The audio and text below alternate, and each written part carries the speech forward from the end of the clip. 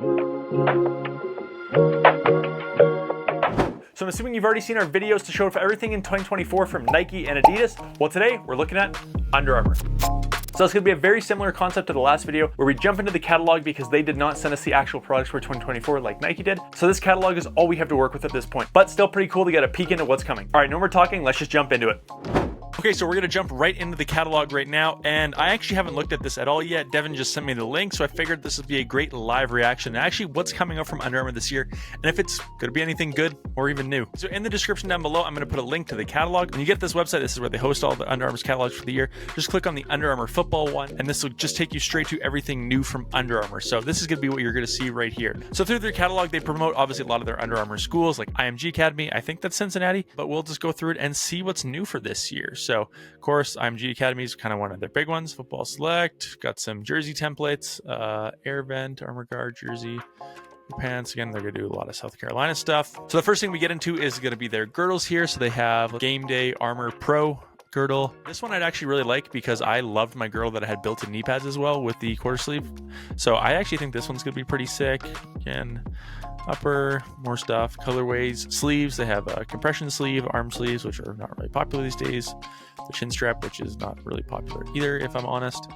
Football towel, hand warmer, some of their skull caps, that stuff's super popular.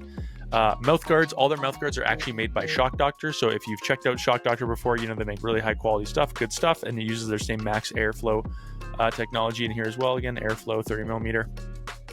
Created by Shock Doctor. Now cleats is going to be really looks like some of the only new stuff for the year, so this is actually something I'm really excited about.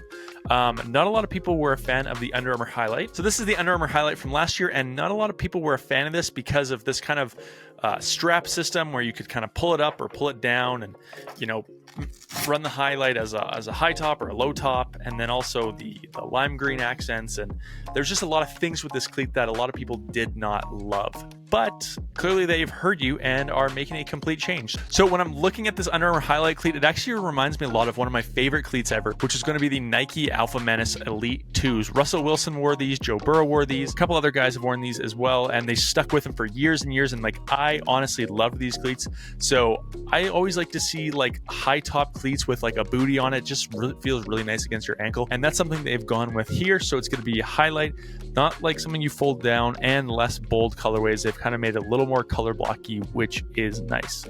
You can see the Under Armour Spotlight Clone 3.0 MC is exactly the same. Wish they changed that because a lot of people did not like that traction plate on there. We had a lot of issues with people in that traction plate, so wish they changed that out. But you can see women's. So they've actually come up with women's sizes as well. So we have a women's size here for the Spotlight Clone. I'm assuming it's basically just sized down. Looks like it'd be the same template as the normal one. The only difference is going to be, again, they just kind of mishmash the sizes to make it fit women's feet. Next, we have the Blur Smoke Suede. So these suede models of the Spotlight were really popular. So they've taken their Blur Smoke 2.0 and they've come up with a suede version of that as well. I think those will be very popular.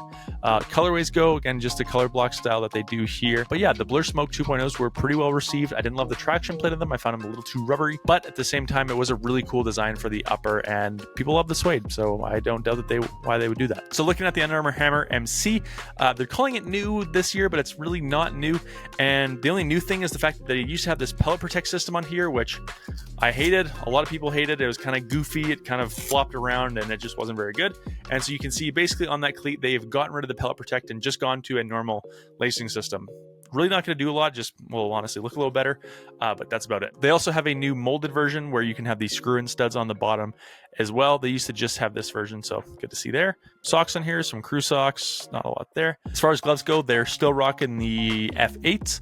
Let's see, they have the women's F9, so it looks like maybe they'll come out with an F9, but they're only doing this way for now. So let's see, women's F9, women's Blur, so that's actually cool to see that they're doing more women's stuff. Again, I don't know if the blanks they're using are any different for the men's to women's, or if they're just changing the sizes. Companies have gone about it a couple different ways. Most of them, honestly, is they're just starting to dip into this women's stuff. They're basically just taking like a men's small and making it a women's large. There's only like Massive is one of the only companies that's actually like making different blanks to fit one's hand's better. Under Armour Highlight, this is new. So they've basically finally came back with a new version of the Under Armour Highlight. The Highlight was gone for a while. You could see guys like Jonathan Taylor, TJ Watt, like wearing like blacked out versions of them, but they just were not like being made anymore. Like the Highlight took a couple year hiatus. I don't really know why, but it looks like they're coming back with the Under Armour Highlight.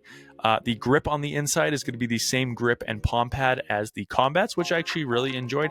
And then the back of hand padding is going to be a little bit different. This is going to be so more for like a linebacker, running back, fullback, tight end type glove to compete against the Super Bad and the Adidas Impact. Still getting used to that new name. Nothing new with the Combat, but again, bringing back the Highlight. So refreshing the Highlight line. That's nice. Accessories, Under Armour visor, going to be the exact same. You got your couple there. Football belts, visor clips, they still have. That's going to be pretty much it. What are my main takeaways?